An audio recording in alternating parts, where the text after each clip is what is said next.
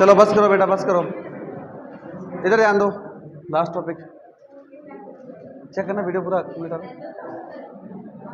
Okay, last topic वो महत्वपूर्ण तथ्य है। इधर ध्यान दो बेटा, उससे पहले क्या करवाया था?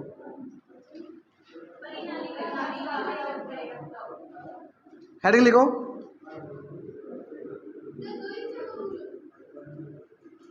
हाँ, 2 के 4 हो गए ना, वाइस वर्षा वाला भी तो हो गया अपोजिट। स्वप्रेरकत्व व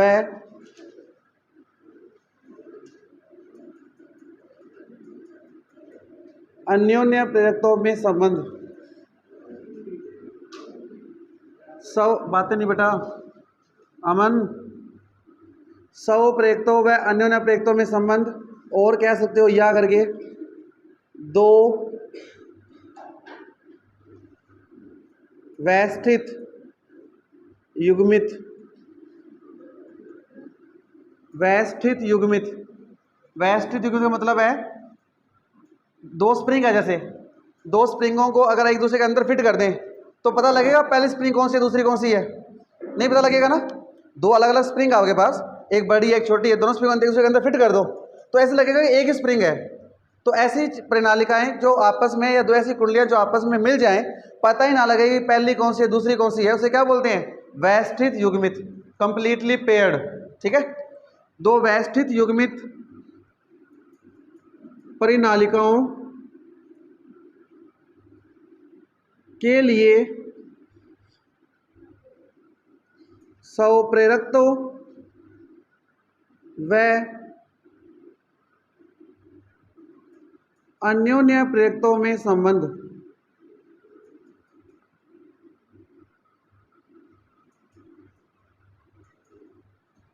दो व्यवस्थित युग्मित कंप्लीटली पेयर्ड प्रणालिकाओं के लिए स्वप्रेरकत्व व अन्योन्य प्रेरकत्व में संबंध। एक सिंपल या स्वप्रेरकत्व व अन्योन्य प्रेरकत्व में संबंध। तो कल ही बताया था स्वप्रेरकत्व निकालने के लिए क्या चाहिए? फ्लक्स। फ्लक्स के लिए क्या चाहिए? चुंबकीय क्षेत्र B। और अन्योन्य प्रेरकत्व के लिए भी क्या चाहिए? वही सेम चीजें। ठीक है, करें शुरू। हेडिंग होगी पूरी। वैसे इसका बुक में डायग्राम है, वो शायद आपसे बन नहीं पाएगा, तो मैं यहाँ डायग्राम बना रहा हूँ, वहां से बना लो। कर दूँ अब क्या?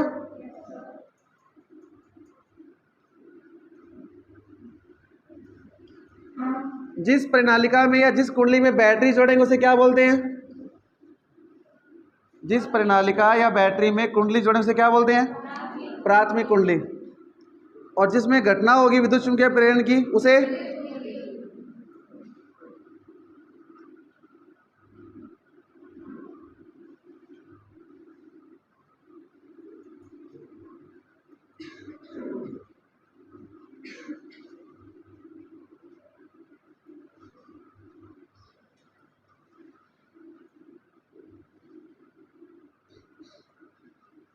प्रणालिका की जो लंबाई है वो स्मॉल एल है। इस प्रणालिका में जो इकाई लंबाई में फेरे हैं वो N1 है। जो कुल फेरों की संख्या है वो कितनी है? N1। ठीक है, और ये है क्या?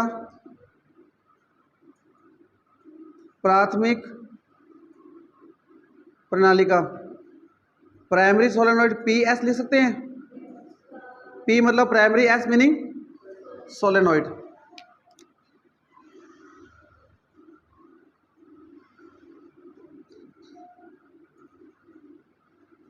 ये जो ब्लू कलर से बना रहे हैं ये क्या है? क्या है ये? द्वितीयक प्रणालिका। इसमें कौन सी घटना होगी? विद्युत चुम्बकीय प्रेरण। इसके फ्लक्स में परिवर्तन होगा। पहले जब इस प्राथमिक प्रणालिका में धारा प्रवाहित करोगे तो पहले इसके फ्लक्स में परिवर्तन होगा, क्योंकि द्वितीय प्रणालिका पहले के अंदर ही है। तो जो परिवर्तन पहले के साथ होगा वही परिवर्तन, और दूसरी प्रणालिका के फ्लक्स में परिवर्तन से इसमें क्या प्रवाहित होगी? प्रेरित। तो ये आपके पास कौन सी प्रणालिका है? द्वितीयक प्रणालिका, secondary solenoid, SS, secondary solenoid. लंबाई दोनों की सेम ही है। इसकी इकाई लंबाई में N2 फेरे हैं, और जो कुल फेरे हैं वो कितने हैं? Capital N2। कुल फेरे कितने हैं? लंबाई दोनों की सेम है, और दोनों का जो अनुप्रस्थ काट क्षेत्रफल है वो भी सेम मान लेते हैं। ओके है जी, वैसे इसकी आवश्यकता नहीं पड़ेगी। यहाँ तक लिखो एक बार। डायग्राम जैसे मैंने बनाया है अलग कलर से वैसे ही बनाने आप लोगों ने।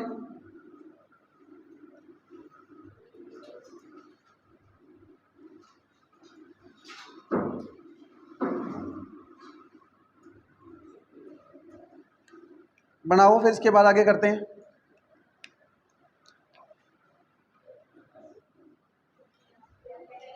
कैपिटल पहले से आ जाएगा, क्या है वो, स्वप्रेरित। करें आगे टॉपिक। पहली प्रणालिका का स्वप्रेरित तो निकाल लेते हैं, उसी से दूसरी का आ जाएगा। देखो स्वप्रेरित के लिए चाहिए क्या, यहां से शुरू करें अगर अपने। वी नो दैट स्वप्रेरकत्व, तो बताओ स्वप्रेरकत्व क्या होता है। L बराबर 5b अपॉन 5b चाहिए। अच्छा 5b क्या होता है, 5b चुंबकीय फ्लक्स B है, तो 5b के लिए B चाहिए। तो B कितना होता है, परिनालिका का चुंबकीय क्षेत्र बताओ, म्यू नॉट, वेरी गुड। परिनालिका का चुंबकीय क्षेत्र B बराबर होता है mu naught n small I. Okay है जी। प्रथम परिनालिका में धारा बह रही है तो यहाँ पे क्या लिख दूँ, I1 लिख दें, यहाँ पे भी I1 आ जाएगा। ठीक है, ये पहली प्रणालिका का फ्लक्स है तो यहाँ पे क्या आ जाएगा, स्वप्रेरक। और स्वप्रेरक किसका है बताओ,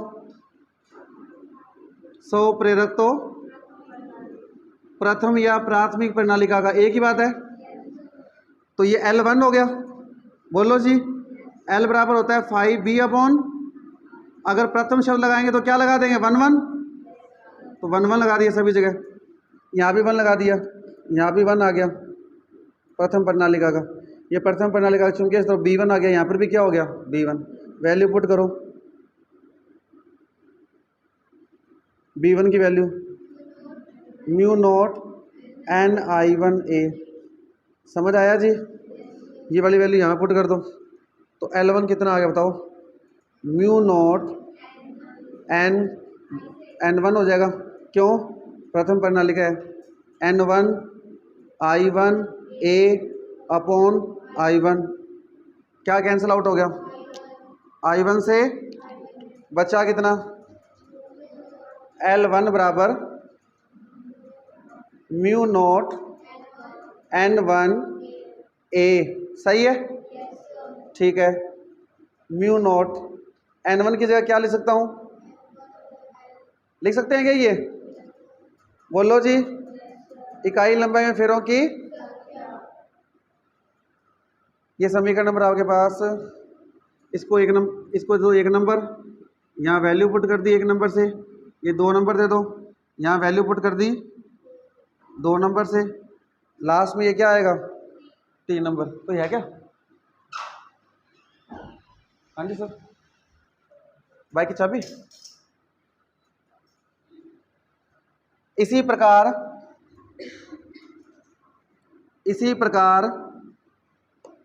द्वितीयक प्रणालिका का स्वप्रेरकत्व, इसी प्रकार द्वितीयक प्रणालिका का स्वप्रेरकत्व L2 बताओ क्या आएगा, म्यू नॉट N1 की जगह N2, A की जगह L की जगह, दोनों प्रणालिकाओं का क्षेत्रफल और लंबाई दोनों ही क्या है, इक्वल है, बराबर है। L1 L2 आ गया, क्या आ गया, L1 L2। बोलो समझ आ गया क्या, स्वप्रेरकत्व तो आ गया। संबंध निकालने के लिए अब क्या चाहिए, अन्योन्य प्रेरकत्व। क्या चाहिए, अब अन्योन्य प्रेरकत्व किसका होगा बताओ, द्वितीय का ही होगा, किसके सापेक्ष, अन्योन्य प्रेरकत्व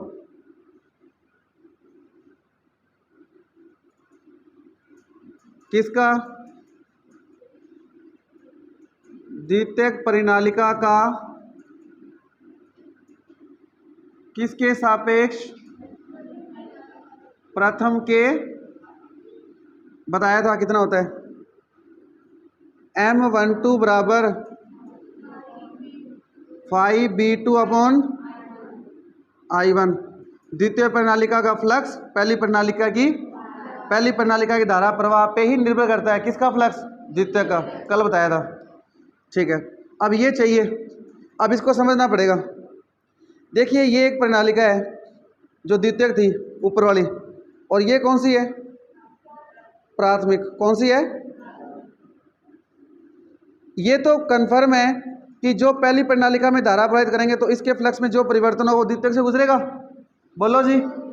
लेकिन दोनों के फ्लक्स अलग अलग होंगे, क्योंकि जो फ्लक्स का मान होता है ना वो आपके पास बी ए होता है वैसे तो, लेकिन एन फेरों के लिए क्या होता है? एन बी ए। एक फेरे का बी ए होता है, एन फेरों का। अगर प्रथम प्रणालिका का फ्लक्स देखें तो उसमें कितने फेरे हैं? N one. कितने फेरे हैं? दूसरी प्रणालिका में कितने फेरे हैं? तो दोनों प्रणालिकाओं का कुल फ्लक्स अलग अलग होगा। एक फेरे का फ्लक्स दोनों का क्या होगा? सेम। बात समझ आ रही है क्या? एक फेरे का फ्लक्स दोनों का क्या होगा? सेम। फॉर एग्जांपल फ्लक्स होता है क्या? चुंबकीय बल रेखाओं की संख्या। चुंबकीय बल रेखाओं की संख्या जो इसमें से गुजरी है वो इसमें से भी गुजर रही है, लेकिन अगर इसमें 10 फेरे हैं तो वो कितने बार गुजरेगी? 10 बार। इसमें 5 फेरे हैं तो 5 गुना 5 बार हो गया। मतलब फेरों की संख्या से कुल फ्लक्स बदल जाएगा। हमें यहाँ पे टोटल फ्लक्स चाहिए। क्या हमारे पास द्वितीय प्रणालिका का कुल फ्लक्स है? द्वितीय प्रणालिका का कुल फ्लक्स नहीं है, लेकिन एक प्रणालिका का एक फेरे का फ्लक्स तो है। कुल निकालने के लिए क्या करो? फेरों की संख्या से गुणा। किससे गुणा किया यहाँ पे? बी ए तो है एक फेरे का फ्लक्स, किसका? एन फेरों का चाहिए तो एन गुणा कर देंगे। हमारे पास कौन सी प्रणालिका का फ्लक्स चाहिए? द्वितीयक। तो यहाँ पे क्या लगाऊं? एन वन के एन टू? एन टू क्यों? क्योंकि दूसरी का चाहिए। समझ आ गया? तो इसको कैसे करेंगे देखो।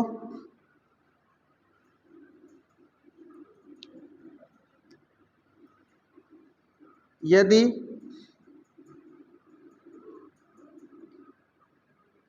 एक फेरे का चुंबकीय फ्लक्स, एक फेरे का चुंबकीय फ्लक्स बराबर कितना है? Five B one. कितना है? या फाइव भी ले लो। तो N2 फेरों का कुल चुंबकीय फ्लक्स कितना होगा बताओ? एक फेरे का फाइव भी तो N2 फेरों का N2 गुणा कर दो। कौन सी कुंडली का है ये? द्वितीय का। तो यहाँ पे क्या लगाऊं? बताओ मुझे 5B2 की वैल्यू कितनी आ गई? देखो N2 तो हमारे पास है, N2 तो हमारे पास 5B की वैल्यू क्या होती है? BA। क्या होती है? ठीक है, N2 यहाँ पे आ गया, A यहाँ पे आ गया। बता सकते हो B की वैल्यू कितनी होगी? B की वैल्यू प्रणालिका के लिए B म्यू नॉट। यहाँ पे धारा तो वही रहेगी, कौन सी? I1। धारा तो कौन सी रहेगी? यहाँ पे क्या लिखूं? N1 के N2? N1 ही आएगा। धारा किसकी ले रहे हो? प्रथम प्रणालिका की। धारा किसकी ले रहे हो? तो चुंबकीय क्षेत्र भी किस में उत्पन्न हो रहा है? प्रथम प्रणालिका में। तो फेरे भी किसके आएंगे? ये जो B है ये किसका है? प्रथम प्रणालिका का। द्वितीय प्रणालिका का फ्लक्स बनाने के लिए आपने अलग से काम कर दिया है, कौन सा? N2 वाला। जिस कुंडली का फ्लक्स चाहिए उसके फेरों से गुणा कर दो। पहली का चाहिए तो पहली के फेरे से, दूसरे का चाहिए तो 5B बराबर B होता है। A की जगह A है, B पहली प्रणालिका का है तो म्यू नॉट N1 I1 आएगा। देखो धारा भी I1 है और चुंबकीय क्षेत्र कितना हो जाएगा? B1। यहाँ तक कर रहे हो आप। इसको समीकरण नंबर दे दो कोई। कितनी होगी है ये? 5 और ये कितनी होगी है? 6। करो इसको और थोड़ा ध्यान से समझ के बताओ क्या समझ आ गया क्या? कुंडली बनाते हो, उस कुंडली के अंदर जो बल रेखाएं गुजरती है, जो फेरों के अंदर से नहीं गुजर रही, साइडों में है, जो फेरों के अंदर से नहीं गुजर रही, क्या उसका योगदान आता है? उसका योगदान नहीं होता। जैसे फ्लक्स होता है क्या वैसे चुंबकीय बल रेखाओं की? ये देखो ध्यान से, ये क्या है? 3 पेन है, ये चुंबकीय बल रेखाओं की संख्या है। क्या है ये? अब ध्यान से देखो, अगर इसके ऊपर हमने ये फेरे लपेट दिए, क्या लपेट दिए? बन गए फेरे। ये प्राथमिक कुंडली है। क्या है ये? इसके 4 फेरे 4 टर्न दिए मैंने, इसमें 4 फेरे हैं, तो इतने इतने में से फ्लक्स गुजरेगा। ये जो बाहर का बच गया हिस्सा और जो इधर वाला हिस्सा ये बच गया, ये काम का नहीं है। तो ये जो 3 बल रेखाएं गुजरी थी, ये कितने फेरों में से गुजर रही है? 4 में से। तो 4 गुना फ्लक्स हो गया। कितने गुना हो गया? अब अगर दूसरी कुंडली के फेरे बढ़ा के मैं ऐसे इसके ऐसे 5 कर दूं, अब कितने फेरे हो गए? तो अब 5 बार गुजरेगा, 5 फेरों की जगह घेर लेना, इतने में से गुजरा ये वाला एरिया और ये वाला एरिया, काम। तो कुल फ्लक्स बदल गया। पहले कितने गुना था, अब कितने गुना हो गया? तो मुझे बताओ, ये जो कुल फ्लक्स होता है ये किस पर निर्भर करता है? फेरों की। जितने ज्यादा फेरे उतना ज्यादा चुंबकीय फ्लक्स। समझ आ गया क्या? कोई प्रॉब्लम? तो हमें कौन सा फ्लक्स चाहिए था? दूसरी कुंडली का। दूसरी कुंडली में कितने फेरे थे? कितने फेरे थे? तो एक फेरे का फ्लक्स हमारे पास है, दूसरी कुंडली का निकाल दिया N2। 5B की वैल्यू कितनी होती है? BA। B कौन सी कुंडली का आएगा? हमेशा पहली कुंडली का। तो पहली कुंडली में धारा बह रही है, तो पहली कुंडली की धारा, पहली कुंडली के फेरे। यहां तक हो गया जी। समीकरण 6 से समीकरण 5 में मान रखना है। क्या बनेगा देखो,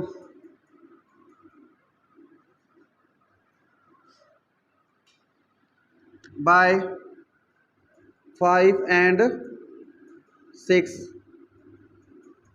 तो M12 कितना आएगा बताओ? 5B2 वैल्यू पुट करो, ये रही N2 mu nought N1 A, sorry N1 I1 A upon में क्या पड़ा है? ये I1 से I1।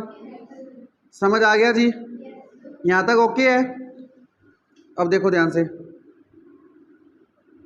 N2 mu naught A, इस N1 की जगह क्या लिख दूँ? कैपिटल N1 अपॉन, तो कुल मिला के M12 की वैल्यू हो जाएगी आपके पास mu nought N1 N2 A upon L, और ये समीकरण नंबर हो गया आपके पास 7। समझ आ गया जी? मुझे L1 L2 की वैल्यू बता दो कितनी है। L1 L2 की समीकरण बता दो कौन कौन सी है। L1 और L2 की इक्वेशन कौन कौन सी है? तीसरी और इक्वेशन 3 यहाँ देना, इक्वेशन 3 मल्टीप्लाई बाय इक्वेशन 4। तो इक्वेशन 3 और 4 के लेफ्ट हैंड साइड में तो L1 L2 है ना? फिर इसके इक्वेशन 3 और 4 के राइट हैंड साइड में म्यू नोट और म्यू नोट है, तो म्यू नोट स्क्वायर हो गया। फिर आगे N1 है इसमें, और इसमें क्या है? N2 है क्या? तो क्या हो गया? N1 N2। सोलह समझ आ गया? देखो ध्यान से करना, यही है क्या? ठीक है। उसके बाद A इंटू ए है A स्क्वायर, और L इंटू L है L स्क्वायर। चेक करो इतना ओके है क्या? यहाँ तक करो।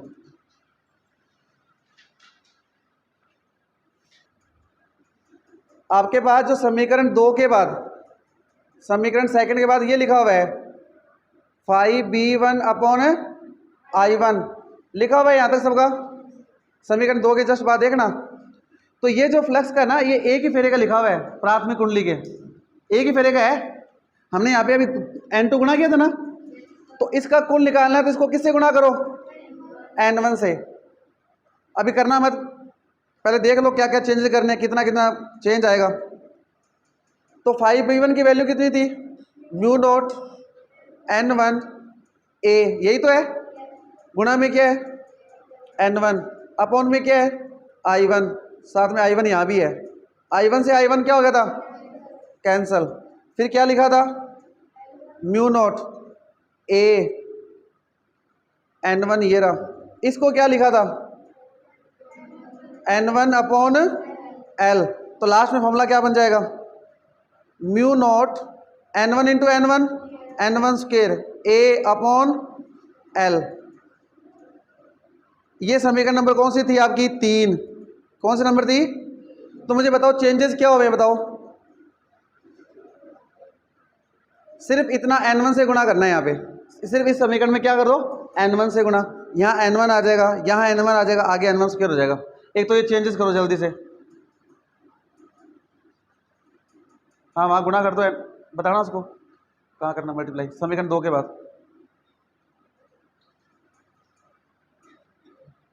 और लास्ट वाले में N1 स्क्वायर कर दो। कोई ज़्यादा चेंजेस नहीं हुए। 3 बार n1 लिखना है, चौथी में n1 स्क्वायर करना है। अब आप मुझे बताओ ये n1 से गुणा किया क्यों है, रीजन क्या है? क्योंकि ये होता है प्रेक्तो बराबर कुल फ्लक्स अपॉन में धारा। ये जो 5b1 लिखा था ये क्या था? एक फेरे का फ्लक्स था। कितने फेरे का? प्राथमिक कुल या कुल निकालना तो किससे गुणा करें?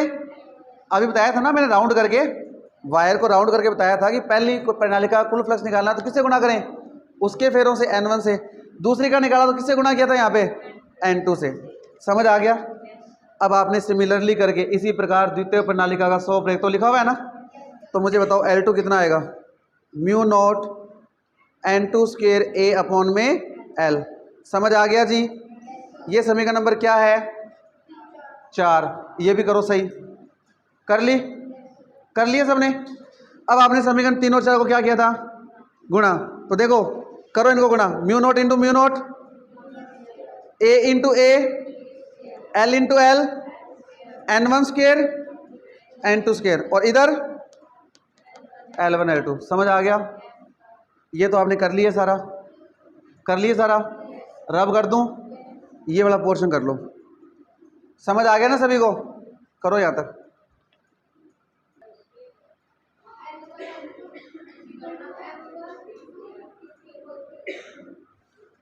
समीकरण नंबर 7 और 8 को ध्यान से देखो, पता लग जाएगा क्या कोई संबंध बन रहा है क्या।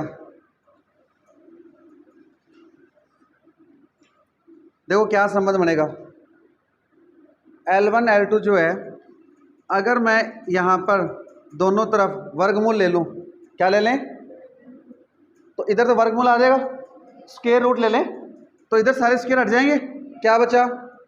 Mu nought n1 n2 a upon L। Okay है जी? लिख देना यहाँ पे, लिखो दोनों तरफ वर्गमूल लेने पर, दोनों तरफ वर्गमूल लेने पर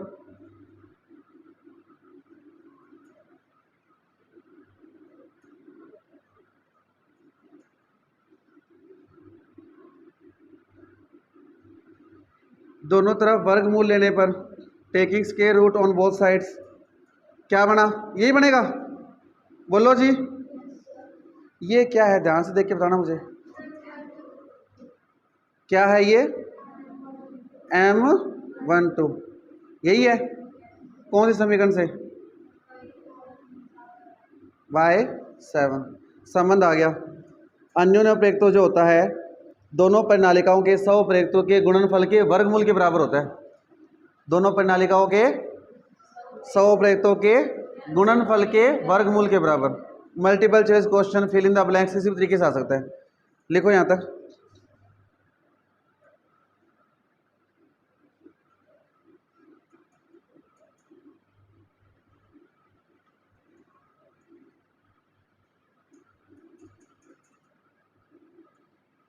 पेपर में क्वेश्चन आ जाए निम्न में से कौन सा ऑप्शन सही है, तो आपको अलग अलग ऑप्शन दे देगा वो।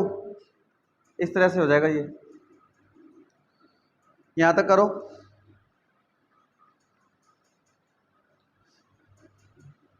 आज तक ये क्वेश्चन वैसे नहीं आया सीधा, इसके अंदर क्वेश्चन यहीं से पूछा जाता है। एक तो संबंध का पूछा जाता है, एक इसके अंदर के की वैल्यू आती है, वो पूछा जाता है कि अगर ये दोनों प्रणालिकाएं व्यवस्थित युग्मित ना हो तो क्या होगा। तो अगला यही है,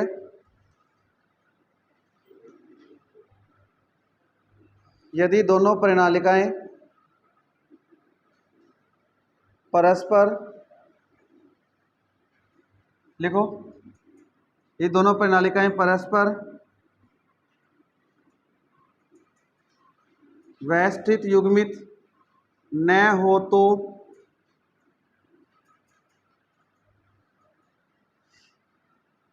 यदि दोनों प्रणालिकाएं परस्पर व्यवस्थित युग्मित न हो तो प्रथम प्रणालिका का संपूर्ण फ्लक्स, यदि दोनों प्रणालिकाएं परस्पर व्यवस्थित युग्मित न हो तो प्रथम प्रणालिका का संपूर्ण फ्लक्स, कॉमा, बताओ क्या होगा? प्रथम प्रणालिका का सारा चुंबकीय फ्लक्स द्वितीय को मिल जाएगा क्या? मतलब मान लो एक स्प्रिंग यहाँ पे है, एक स्प्रिंग उसके पास है या थोड़ा दूर है या आगे है, किसी कोण पे है, तो क्या होगा, पहली प्रणाली का कुछ चुंबकीय फ्लक्स का लीकेज हो जाएगा। लीकेज इन्वायरमेंट में, वातावरण, लीकेज मतलब कुछ फ्लक्स कहाँ चला जाएगा, वातावरण में, हानि हो जाएगी। जैसे मान लो ये पहली कुंडली है, ये दूसरी इसके अंदर ही थी, दोनों स्प्रिंग आपस में जुड़ गए थे, तो सारा फ्लक्स का इसको मिल गया था। अगर ये कुंडली इससे थोड़ी दूर है यहाँ पर, तो इसका फ्लक्स इसको मिल जाएगा सारा, ऐसे ही आपस में नहीं मिल जाएगा। ये बीच में वायु है, वहाँ चला जाएगा, लीकेज हो जाएगा, तो हानि हो जाएगी फ्लक्स की, तो फिर ये संबंध नहीं आएगा। तो प्रथम प्रणालिका का संपूर्ण चुंबकीय फ्लक्स कॉमा द्वितीयक प्रणालिका से संबंधित नहीं हो पाता, प्रथम प्रणालिका का संपूर्ण फ्लक्स द्वितीयक प्रणालिका से संबंधित नहीं हो पाता, अतः इस स्थिति में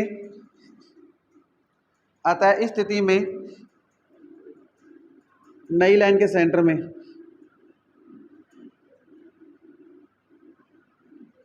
प्रथम प्रणालिका का संपूर्ण फ्लक्स द्वितीय प्रणालिका से संबंधित नहीं हो पाता, अतः इस स्थिति में नई लाइन के सेंटर में लिखोगे ये,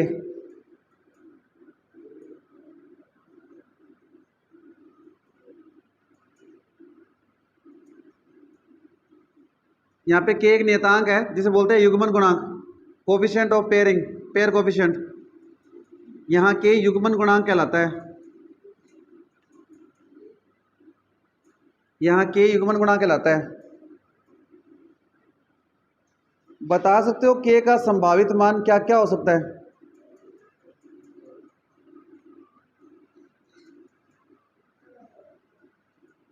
यहाँ पे बताओ के की वैल्यू कितनी थी? एक है, गुणा में एक लगा सकते हैं, तो या तो एक है। एक कब होगा? जब पहली का सारा फ्लक्स किसको मिल जाए? दूसरी को। और अगर पूर्ण रूप से युग्मित ना हो तो नहीं मिलेगा, तो फिर के का मान एक से ज्यादा, एक से ज्यादा कम ही आएगा भाई, ज्यादा। ऐसे हो सकता है क्या कि पहली प्रणालिका के पास 2 वेबर का फ्लक्स है और दूसरी को 3 वेबर मिल जाए? कहां से मिलेगा? एनवायरनमेंट में मिल नहीं सकता। या तो पूरा फ्लक्स मिलेगा पहली का दूसरी को, या पहली का कम मिलेगा दूसरी को। तो बताओ के का मान या तो एक से छोटा या एक के, समझ आ गया? तो पेपर में 4 ऑप्शन आ गए। युग्मन गुणांक के संभावित मान है greater than 1, less than 1, less than equal to 1, none of this. तो क्या लिखोगे? या तो होगा इक्वल, इक्वल कब होगा? अच्छा, दूसरा क्वेश्चन बन सकता है मल्टीपल चॉइस। अगर के का मान, युग्मन गुणांक के का मान बराबर 1 है, तो दोनों प्रणालिका नंबर 1 व्यवस्थित युग्मित, गैप बहुत दूर, ऐसे ऑप्शन आ जाए तो व्यवस्थित युग्मित। समझ आ गया? ये कर लो, कंप्लीट हो गया ये।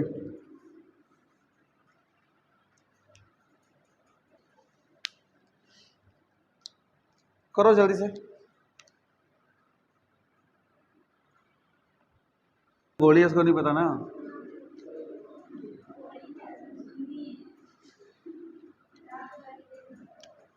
लिखो।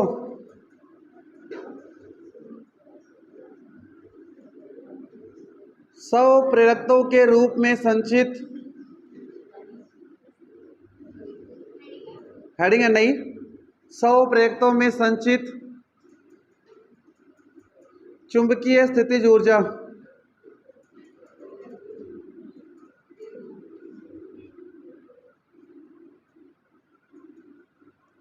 स्वप्रेरकत्व में संचित चुंबकीय ऊर्जा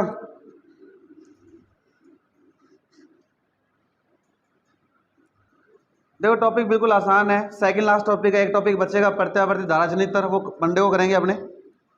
मंडे को तो क्लास लगी जाएगी ना, 14 अगस्त। हाँ, इधर ध्यान दो। सेकंड लेसन याद है क्या?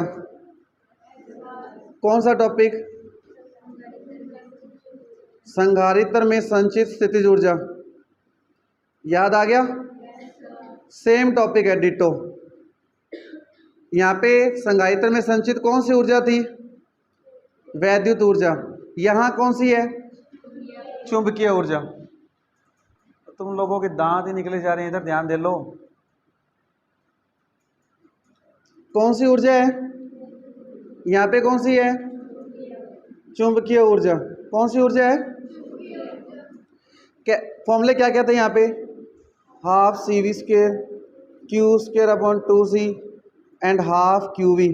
ये 3 फॉर्मूला निकाले थे हमने वहाँ पर, याद है? वहाँ पे किया क्या था, एक संधारित्र था, उसको जैसे ही बैटरी से जोड़ा था, बैटरी ने प्लेटों पे क्या पहुँचाया, आवेश। जैसे बैटरी ने यहाँ पे पहले एक प्लस आवेश पहुँचाया, यहाँ पे एक माइनस आवेश, तो बैटरी को यहाँ पे पहले प्लस और माइनस आवेश को पहुँचाने में कोई कार्य नहीं करना पड़ा। क्यों? क्योंकि पहले से कोई आवेश है ही नहीं, तो कोई प्रकार का प्रतिकर्षण बल नहीं लग रहा। लेकिन जब इस पे और प्लस आवेश आएगा तो प्लस और प्लस में और प्लस जाएगा तो और प्रतिकर्षण, माइनस चार्ज और जाएगा तो वहाँ और प्रतिकर्षण। तो इस प्लस टर्मिनल को, प्लस आवेश को टर्मिनल तक पहुँचाने में और कार्य करना पड़ रहा है। इस नेगेटिव टर्मिनल को यहाँ पर नेगेटिव आवेश को पहुँचाने में क्या करना पड़ रहा है, किसके विरुद्ध, प्रतिकर्षण बल के विरुद्ध। बैटरी के द्वारा किया गया कार्य ही प्लेटों के मध्य वैद्युत ऊर्जा के रूप में संचित होता है। ये तो टॉपिक करवाया हुआ है, पैसा ही यहाँ पर है। जैसे कि यहाँ पर एक कुंडली है, इस कुंडली को हमने बैटरी से जोड़ दिया, डॉट लगा दी, क्या प्रवाहित होगी, धारा प्रवाह से इसके चुंबकीय फ्लक्स में परिवर्तन से क्या उत्पन्न होगी, प्रेरित धारा आई। और ये प्रेरित धारा आई प्रेरित बहने वाली मुख्य धारा का क्या करेगी, विरोध। क्या करेगी, विरोध करेगी, अपोज करेगी। तो इस विरोध करने से मुख्य धारा के मान में क्या आएगी, कमी। मुख्य धारा के मान में क्या आएगी, तो स्रोत को इस परिपथ में धारा को यथावत का मतलब जैसे थी वैसे बनाए रखने के लिए क्या करना पड़ेगा, अतिरिक्त कार्य। और वो कार्य इस प्रेरकों में, इस कुंडली में किसके रूप में, चुंबकीय स्थितिज ऊर्जा के रूप में संचित हो जाता है। तो कहने का मतलब बैटरी के द्वारा संधारित्र की प्लेटों तक आवेश को पहुंचाने में प्रतिकर्षण बल के विरुद्ध किया गया कार्य विद्युत ऊर्जा के रूप में क्या होता है, संचित प्लेटों के मध्य। ठीक वैसे ही बैटरी के द्वारा परिपथ में धारा का मान जो कम हो रहा है उसे सेम यथावत बनाए रखने के लिए इसके विरुद्ध क्या करना पड़ेगा, कार्य। और वही कार्य इस प्रेरकों में, कुंडली में चुंबकीय ऊर्जा के रूप में, दोनों टॉपिक डिटो सेम है, बस इसमें आवेश है, इसमें धारा है, इसमें संधारित्र है, इसमें कुंडली है, इसमें विद्युतीय ऊर्जा है, इसमें चुंबकीय ऊर्जा है। समझ आ गया, समझ आ गया सबको? लिखो, माना किसी विद्युत स्रोत के द्वारा, माना किसी विद्युत स्रोत के द्वारा किसी कुंडली में, माना किसी विद्युत स्रोत के द्वारा किसी कुंडली में धारा प्रवाहित की जाती है, माना किसी विद्युत स्रोत के द्वारा किसी कुंडली में धारा प्रवाहित की जाती है, तो उस कुंडली के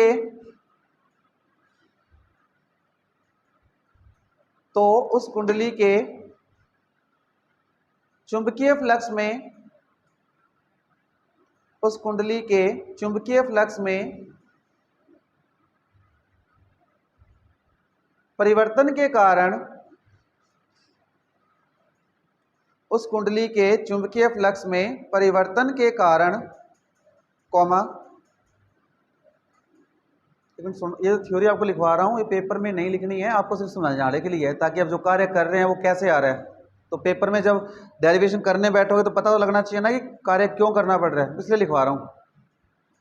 चुंबकीय फ्लक्स में परिवर्तन के कारण, कॉमा, प्रेरित धारा उत्पन्न होती है, प्रेरित धारा उत्पन्न होती है,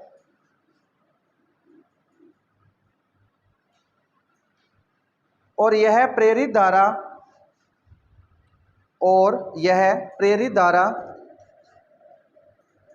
कॉमा, मुख्य धारा का विरोध करती है। यह प्रेरित धारा, कॉमा, मुख्य धारा का विरोध करती है। नई लाइन से पैराग्राफ चेंज करके, अतः विद्युत स्रोत के द्वारा, अतः विद्युत स्रोत का मतलब बैटरी। अतः विद्युत स्रोत के द्वारा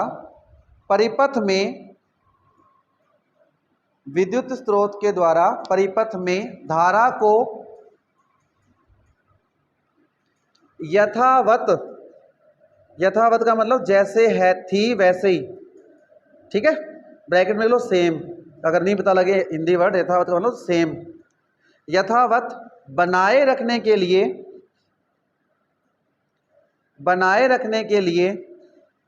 जो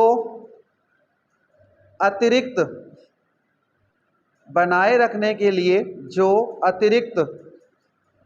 कार्य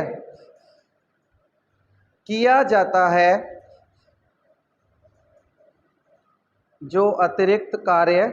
जाता है वही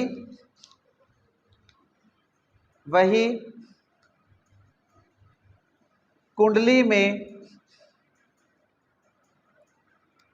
चुंबकीय ऊर्जा के रूप में संचित हो जाता है। वही कुंडली में चुंबकीय ऊर्जा के रूप में संचित हो जाता है।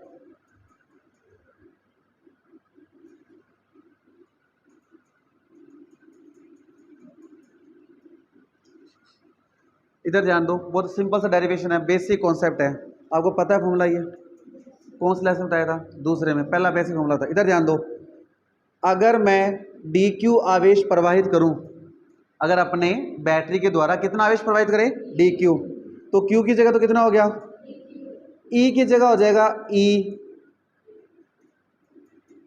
प्रेरित, वी क्या होता है, विभवांतर, हमारे पास विभवांतर की जगह क्या है, विद्युत वाहक बल, और वो भी कौन सा, प्रेरित। आवेश अल्प है तो कार्य भी अल्प हो जाएगा, समझ आ गया, ठीक है। फैराडे के विद्युत चुंबकीय प्रेरण के नियम से ई प्रेरित की वैल्यू पता होगी आपको, डी फाइव बी अपॉन, पता है जी, कोई प्रॉब्लम नहीं है, ठीक है। फाइव बी की वैल्यू प्रेरकत्व के रूप में, क्योंकि हेडिंग प्रेम में प्रेरकत्व है, बताओ है कि नहीं, D Q upon D T बन गया ये, बोलो भाई, और डी फाइव बी की वैल्यू एल आई, ओके है। D Q upon D T कितना होता है,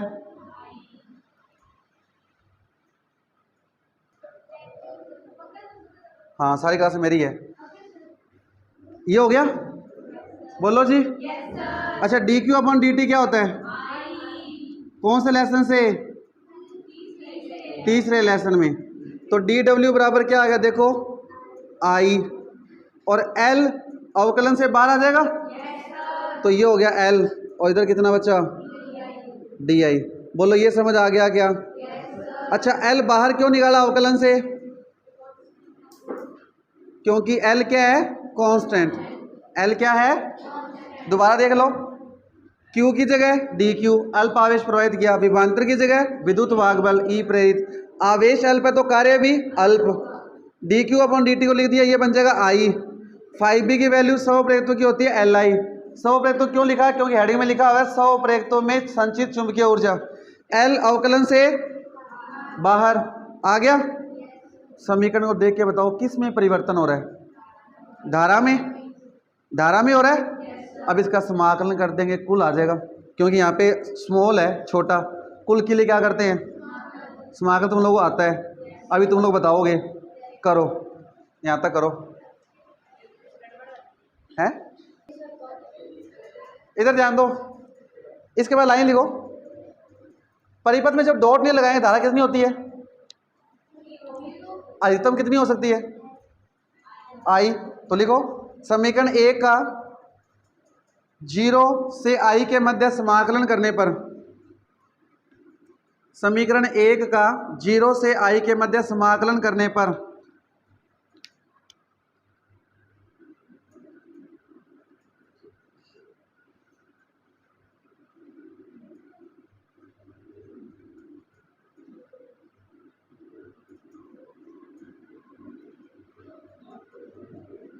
जैसे ही डी डब्ल्यू का समाकलन होगा क्या आ जाएगा? कुल कार्य। अब इधर ध्यान दो सभी, एल समाकलन से बाहर आ जाएगा, क्यों?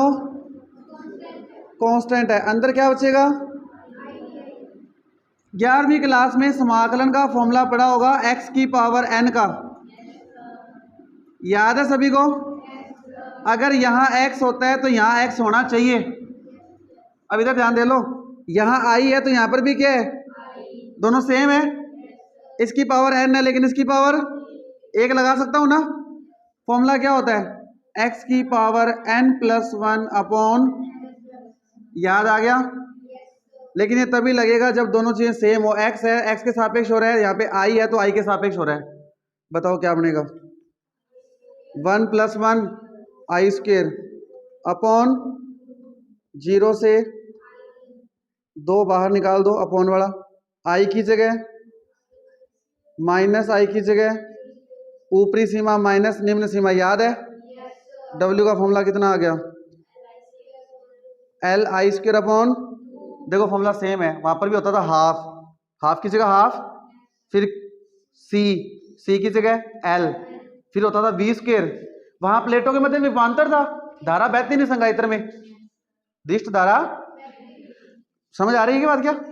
तो वहां था हाफ, फिर सी, वहां पे विभवांतर था तो वी आ गया था, वी स्क्वेयर। यहाँ पे क्या है? धारा, तो क्या आ गया? I square.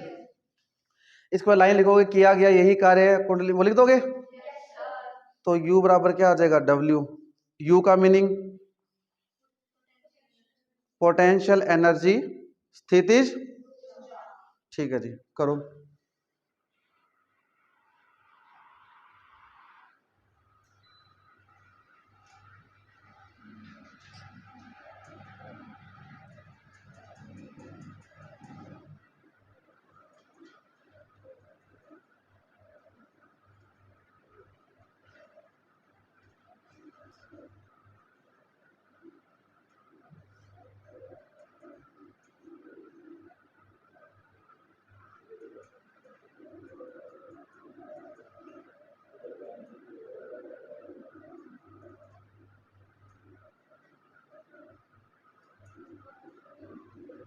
ये लिख दिया मैंने। स्रोत के द्वारा किया गया कार्य ही चुंबकीय स्थितिज ऊर्जा के रूप में संचित हो जाता है। तो ये चुंबकीय स्थितिज ऊर्जा है। आपसे कोई पूछ ले चुंबकीय स्थितिज ऊर्जा का निम्न में से कौन सूत्र है? 4 ऑप्शन दे तो क्या होगा? Half L I square. कर लोगे?